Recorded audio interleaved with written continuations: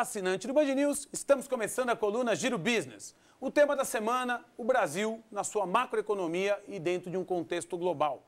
E para discutir um tema tão importante, está conosco Ricardo Amorim, presidente da Rican Consultoria. Ricardo, prazer tê-lo no Giro Business para falar deste tema, um tema importante e conseguir ilustrar em números e dados a posição e como o Brasil se encontra hoje no ranking global. Prazer é meu, Sérgio. Viver no Brasil, que finalmente começou a dar certo, é uma oportunidade, poder falar disso é outra maior ainda. Falar um pouquinho de carga tributária. O Brasil teve em 2010 uma carga tributária que representou aproximadamente 35% do seu produto interno bruto. Uma carga tributária alta quando comparado, por exemplo, a países em desenvolvimento. Ao que se pode atribuir, quais as consequências e falando de uma estratégia de longo prazo, quais serão as principais consequências que essa carga tributária trará ao Brasil isoladamente e ao Brasil dentro de um contexto global? Olha, a carga tributária faz com que o empresário brasileiro esteja numa condição de desvantagem em competição com o empresário estrangeiro.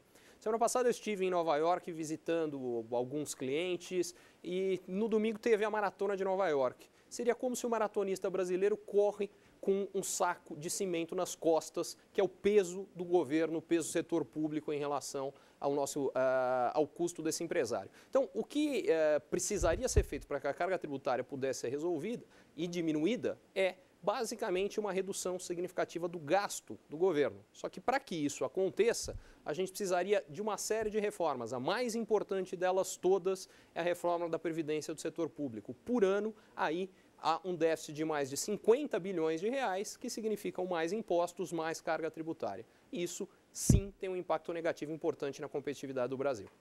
O governo já mostrou a sua vontade em alguns casos, como na crise dos Estados Unidos, quando abaixou a carga tributária para a indústria automobilística, que isso, de fato, traz resultados no curto prazo, favorece o setor, assim como favorece a arrecadação. Exemplos práticos como esse, ilustrado, não fariam do Brasil mais competitivo e o governo não está atento a isso, uma vez que ele exerceu e obteve o retorno?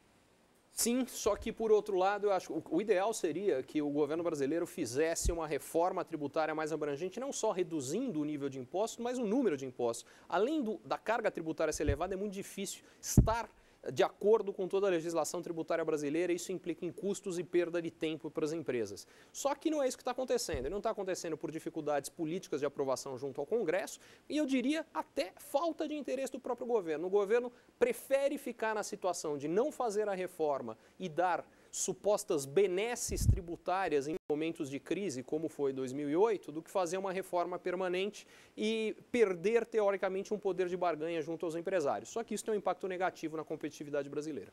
Sem dúvida, esse tipo de reforma obrigaria o governo a controlar seus gastos públicos, como bem colocado, como no caso dos serviços sociais, ou seja, da Previdência Social.